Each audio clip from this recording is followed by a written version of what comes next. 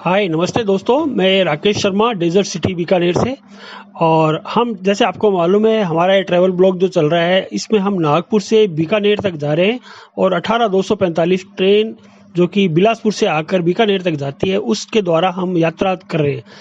इससे पूर्ववर्ती पहली यात्रा के अंदर हमने नागपुर से इटारसी तक का आने का आपको बताया था, तो उसके थोड़ा सा संक्षिप्त में जिन भाइयों ने नहीं देखा ये जरूर हमारा पहले वाला वीडियो देखें। और अभी उसको थोड़ा रिफ्रेश करने के लिए मैं आपको वापस बताता हूँ। नागपुर से हमने चले थे। नागपुर का बहुत खूबसूरत पुराना और सबसे व्यस्ततम रेलवे स्टेशन था जहाँ पे 320-25 गाड़ियाँ प्रतिदिन आती थी और हम उससे रात्रि का पूरा सफ़र करके लंबा सफ़र करके सुबह सुबह अर्ली मॉर्निंग में इटारसी पहुँचे थे। चलते चलते इटारसी के बारे में बहुत थोड़ा सा आपको बताते चलते हैं जिन्होंने नहीं देखा था उनके लिए कि इटारसी मध्य प्रदेश का एक छोटा शहर है जो कि होशंगाबाद जिले के अंतर्गत आता है और अभी हाल फिलहाल ये कोरोना का हॉट स्पॉट भी बना हुआ है। इटारसी के नाम की उत्पत्ति को अगर हमने बताया था कि ईंट और रस्सी, ईंटा रस्सी से इसकी संयोग से हुई थी।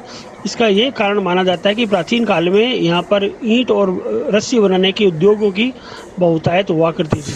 यह भारत के महत्वपूर्ण रेलवे स्टेशनों में से एक है और पश्चिम मध्य रेलवे जोन के अंतर्गत आता है।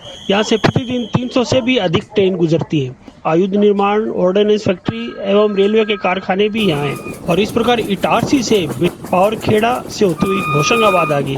और होशंगाबाद में अगर हम देखें तो होशंगाबाद सबसे ज़्यादा प्रसिद्ध इसलिए था क्योंकि यहाँ पे नर्मदा माता का निवास था और यहाँ पे नर्मदा नदी बहती है। तो होशंगाबाद जो है इसमें 4 तरह के पुल हैं। 2 तो इसमें रेलवे के हैं, बल्कि मैं कहूँगी रेलवे की 3 पुल हैं और एक इसमें सड़क निर्माण के लिए ब्रिज बनाया जा रहा है जो कि 1968 से बना हुआ है।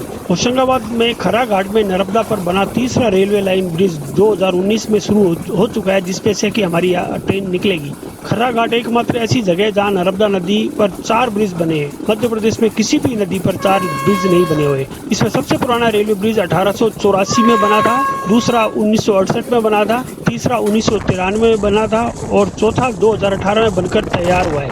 थर्ड रेल लाइन पर 14 पिलर बनाए जिसमें से हमारी ट्रेन निकलेगी। नर्मदा नदी पर तीसरी रेल लाइन का ब्रिज बनकर तैयार हो चुका है और 19 में से इसको आम ट्रेन के लिए चालू कर दिया गया है। 14 पिलर का ब्रिज करीबन 60 करोड़ रुपए से बनकर तैयार हुआ और इसकी खासियत यह है कि पटना में गंगा नदी पर बने ब्रिज की तरह यहाँ पर थर्ड लाइन का ब्रिज ओवरहेड क्रेन से बनाया गया है।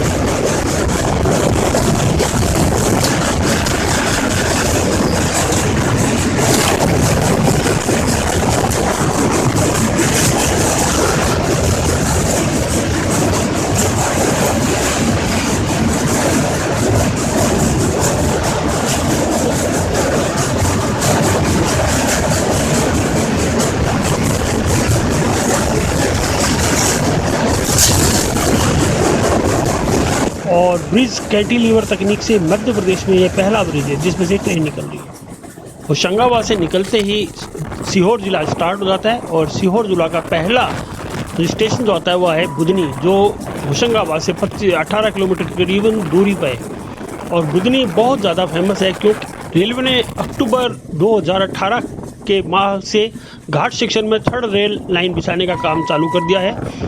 अक्टूबर माह से घाट सेक्शन में युद्ध स्तर पर पहाड़ों को काटते हुए रेल लाइन बिछाने का रास्ता चल रहा है। घाट सेक्शन में थर्ड लाइन बिछाने का काम मुंबई की कंस्ट्रक्शन एजेंसी को दिया गया है।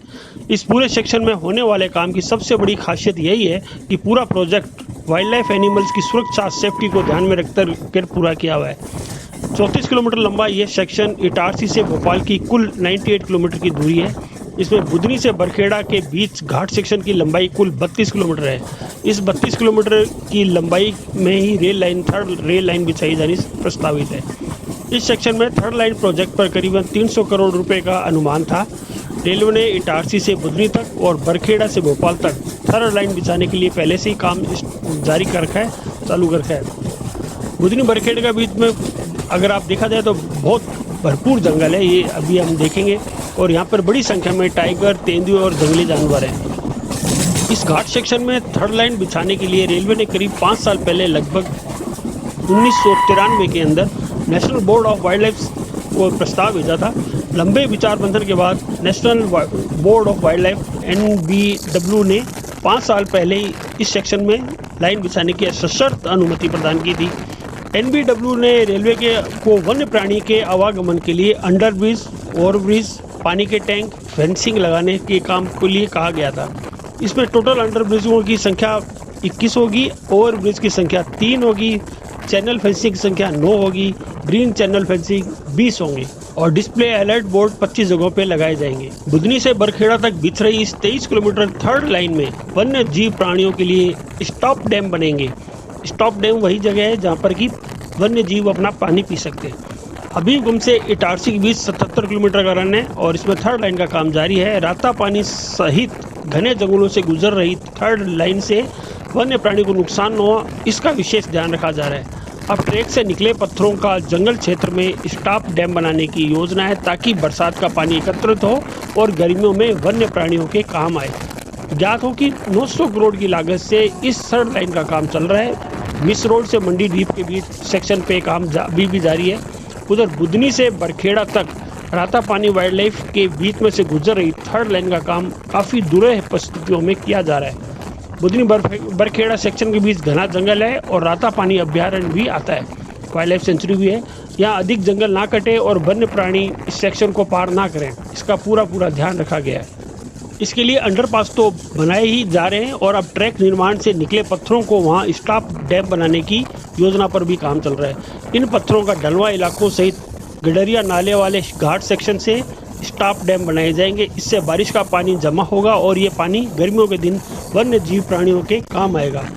इसके लिए chief conservative forest Shri SP Tiwari nodal officer को उनको नियुक्त किया गया है और ये इसकी लागत लगभग 20 लाख रुपए की आ रही है।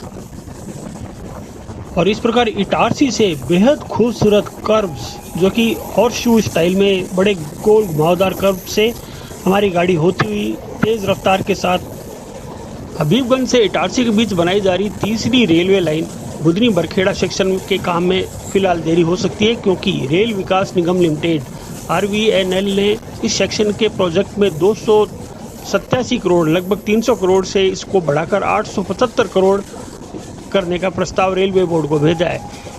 इस घाट सेक्शन होने से इस सेक्शन में भी ट्रेनों की स्पीड महज 65 किलोमीटर रहती है। नई लाइन की स्पीड 110 किलोमीटर घंटा के हिसाब से बन जाएगी।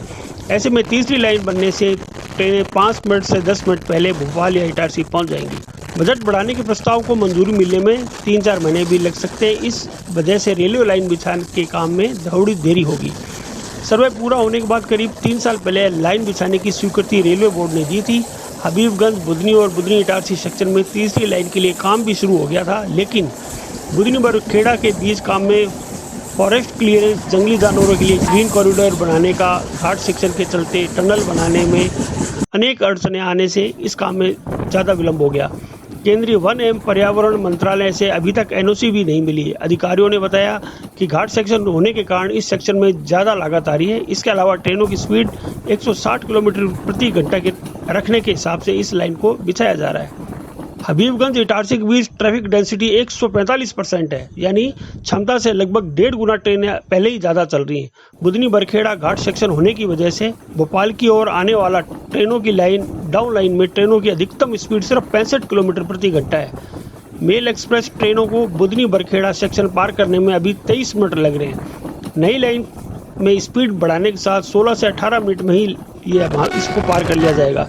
इस तरह भोपाल आने वाली और भोपाल जाने वाली ट्रेनों में 5 से 10 मिनट तक बच पाएंगे। हबीबगंज, बरखेड़ा और बुधनी इटारसी सेक्शन में तीसरी लाइन में ट्रेनों की अधिकतम स्पीड 130 किलोमीटर प्रति घंटा रहेगी, जो अभी 90 से 110 के बीच में है। इसी तरह हबीबगंज इटारसी के बीच तीनों सेक्शन में लाइन बिछने के बाद कुल 20 से 30 मिनट बच पाएंगे। मौजूदा 2 लाइनों में इटारसी की ओर जाने वाली 18 किलोमीटर और भोपाल की ओर आने वाली 23 किलोमीटर हैं। दोनों लाइनें पहाड़ी क्षेत्रों से निकलती हैं। भोपाल आते वक्त ट्रेनों को चढ़ाई करनी पड़ती है। तीसरी रेलवे लाइन में पहाड़ी क्षेत्रों को बचाया जा रहा है, ज़्यादा चढ़ाई या ढलान न हो, जिससे कम से कम 110 की स्पीड मेंटेन की जा सके। इटारसी से बुधनी तक ऑटोमेटिक सिग्नलिंग के चलते ट्रेन बुधनी आकर खड़ी हो जाती है, लेकिन आगे चढ़ाई में ट्रेनों की स्पीड कम होने से उन्हें रास्ता नहीं मिलता। स्पीड बढ़ने से ये दिक्कत भी दूर हो जाएगी। अभी चढ़ाई में कई बार बैकर इंजन भी लगाना पड़ता है, डबल इंजन, जिससे समय और खर्च दोनों ही बचता है। ट्रैफिक डेंसिटी 145% होने की वजह से नई ट्रेन चलाने के लिए पाथ भी नहीं मिल रहा। नई लाइन बनने से नई ट्रेन चलाना भी संभव हो जाएगा।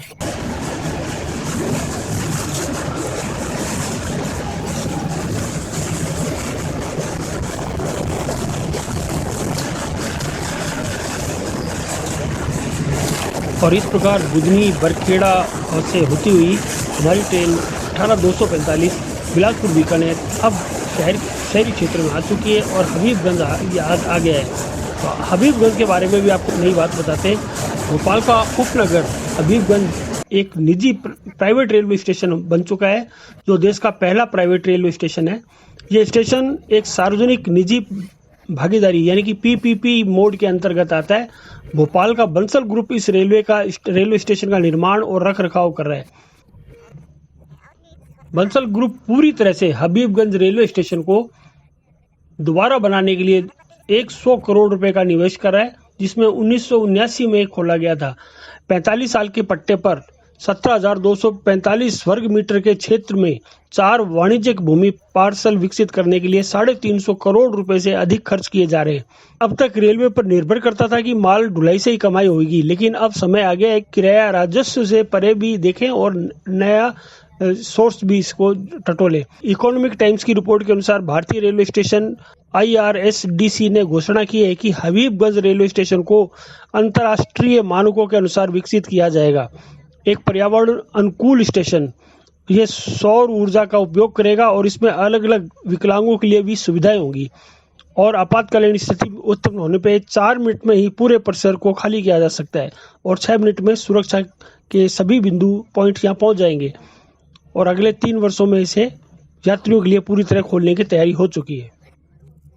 तो दोस्तों, इस प्रकार से हम भोपाल आ गए हैं और भोपाल तक की हमारी रिपोर्ट समाप्त होती है। अगले एपिसोड में हम भोपाल से आगे की यात्रा करेंगे।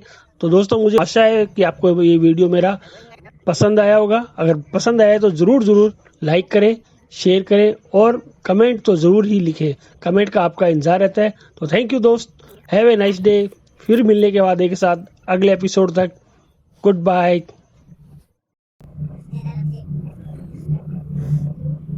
आशा है आपको यह वीडियो पसंद आया होगा। वीडियो को लाइक करना मत भूलिएगा। कमेंट के रूप में मैं आशा करता हूं कि आप अपने भावनाओं की अभिव्यक्ति अवश्य करेंगे। इस वीडियो को देखने के लिए आपका बहुत बहुत धन्यवाद।